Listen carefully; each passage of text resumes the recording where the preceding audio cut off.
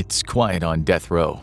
Everyone knows that in the next 60 minutes, one of their fellow prisoners will no longer be alive. The echoing of a guard's boots is heard coming down the cell block. They stop in front of the unlucky prisoner's cell. He has only 1 hour left before a deadly cocktail is shot into his body. There's a quiet sob as this terrible reality sets in.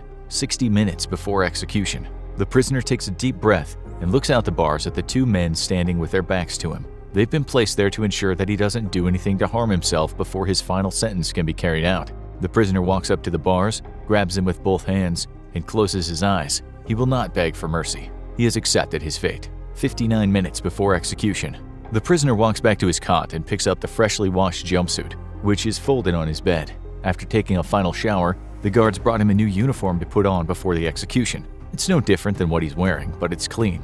The prisoner changes his outfit. He feels a calmness wash over his body. Only a few hours ago, he was eating his last meal. It was nothing fancy, just a pizza and some soda. There's a budget for how much can be spent on a final meal, but this was all he wanted anyway. 58 minutes before execution. He sits on his bed. Although he is calm, the prisoner is also restless. Less than an hour from now, he'll be dead. He thinks about what'll be waiting for him on the other side. He's done some terrible things in his life, and for the last decade, he has been repenting for those sins. He wonders if it'll be enough, or if an unforgiving God waits for him in the afterlife. Either way, he does not have much hope of going to heaven. All he can do is pray that there's a way to change his fate once he leaves the mortal realm. 55 minutes before execution. The prisoner stands up again and goes back over to the cold metal bars that separate him from the guards. "Thank you for treating me like a human and keeping everyone in this facility safe," he says to them.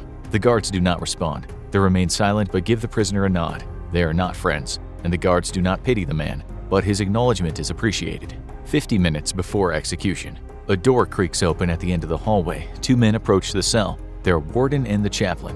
One of the guards opens the cell door. Both the warden and the chaplain enter the small room. 3 chairs are brought in, and the prisoner along with his 2 guests sit down for a final conversation.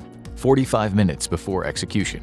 After prayers are said, the 3 men get down to business. The warden explains exactly what's about to happen so the prisoner can prepare himself. He'll be led to the execution chamber where he'll be allowed to make a last statement. The prisoner already had something in mind, but now he's going over it in his head to make sure his last words come out just right. 40 minutes before execution. The warden leaves to oversee the final preparations for the execution. The chaplain stays to recite prayers and answer questions the prisoner might have. "What do you think it'll be like after I die?" he asks. The chaplain looks at him for a moment. "God works in mysterious ways," he responds. "I do not know what comes after this life, but if you put your faith in God, all will be as He ordains." The prisoner ponders this for a moment. His life is no longer in his hands. He bows his head and continues to pray. 30 minutes before execution. As the chaplain and prisoner talk, the execution chamber is being prepared for his arrival. The executioner takes out a series of vials from cold storage and lines them up on a tray. They check the needles and tubes to make sure the lethal injection goes according to plan. The heart monitor gets turned on to make sure it's working properly. Satisfied that the execution will go smoothly, they leave the room to inform the warden everything is set. Then the executioner goes back into his office to prepare himself mentally and change into their scrubs. 20 minutes before execution. The warden returns to the cell where the chaplain and the prisoner are praying. "It's time," he tells them. The chaplain puts his hand on the prisoner's shoulder and then stands up. He leaves the cell. The guards step to the door and wait for the prisoner. He takes a deep breath and rises from his chair. They place him in handcuffs and escort him out of the cell and down the hall. They stop at a series of doors that buzz as they unlock. Once they're through, the doors automatically swing shut and lock behind them. There's no turning back now. 15 minutes before execution. The curtain is drawn back from the window separating the viewing room from the execution chamber. A door at the far side of the room opens. The warden, along with the prisoner's mother, a lawyer, and a state witness enter the room. They sit in the metal folding chairs in front of the viewing window. The mother of the man being executed holds a wad of crumpled tissue paper in her hand. She does not approve of what her son did, but he is still her own flesh and blood. She will see this through even though it'll be incredibly difficult for her. 10 minutes before execution. The buzzer on the door leading to the execution chamber sounds. The metal slab swings open. The prisoner's led into the room by the guards. He still wears handcuffs as he's brought to the window. He raises his head and looks his mother in the eyes for the last time. He nods to his lawyer and then closes his eyes. He recites his last statement from memory. It's mostly composed of words asking for forgiveness for what he's done. He accepts his fate but wants the people present to know that he feels remorse. If he could do it all over again, he would have never committed his crimes. He does not plead for second chances. 7 minutes before execution. The prisoner is brought over to the metal table in the middle of the room and lays down. The guards remove his handcuffs. The prisoner is secured using leather restraints. They're pulled tight so his arms and legs cannot move from the table. The guards check the restraints one final time before stepping to the side. 5 minutes before execution. The executioner sterilizes the needles and swabs iodine onto the prisoner's arms. These procedures seem unnecessary since preventing infection is a moot point at this stage, but it's done anyway. They insert an IV into each of the prisoner's arms. One will be used as the main delivery method for the drugs that will kill him. The other is a backup in case something goes wrong. After the IVs are secured, the chaplain says a prayer and a few words. He looks at the prisoner on the table and grabs his hand briefly. "God will be waiting for you on the other side," he whispers. The chaplain lets go and moves to the corner of the room. He's employed by the prison system, otherwise he would have been required to be in the observation room with everyone else. 3 minutes before execution. The executioner moves to the side of the table and checks the needles in each arm. The people in the viewing room look on.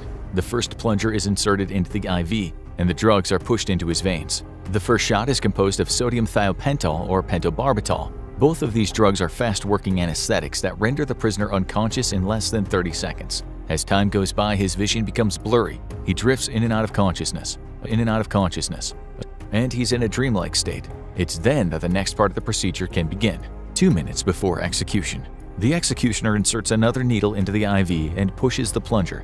Pancuronium bromide enters the unconscious prisoner's system, causing their muscles to relax and leading to the paralysis of the entire body. This includes the diaphragm and respiratory muscles. After the pancuronium bromide is administered, the prisoner would eventually die from asphyxiation, but there is one more drug added to the cocktail inside their body to ensure death is swift. 90 seconds before execution. The executioner inserts the final drug into the IV. Potassium chloride is injected into the prisoner's body. This increase in potassium salt in his system causes the heart to beat irregularly and eventually leads to cardiac arrest. 1 second before execution. The lethal cocktail circulating through the unconscious prisoner's body does exactly what it's intended to do. His heart has stopped beating, his lungs have stopped taking in oxygen, and his brain is shutting down. The EKG hooked up to his chest does not pulse any longer, but is droning a single long beep. The prisoner is dead. The executioner manually checks his pulse and the body. They confirm that the prisoner has passed away and turn off the machines in the room. After the execution, the chaplain bows his head and says a final prayer. The people in the viewing room stand up and are ushered out of the room by the warden. The executioner drapes a white sheet over the deceased prisoner. The execution has been carried out. His final hour on death row is over. In the coming days, his body will be cremated and returned to his family. Now watch what happens when death row execution fails, or check out Innocent on Death Row. Here's what you actually get when you're released.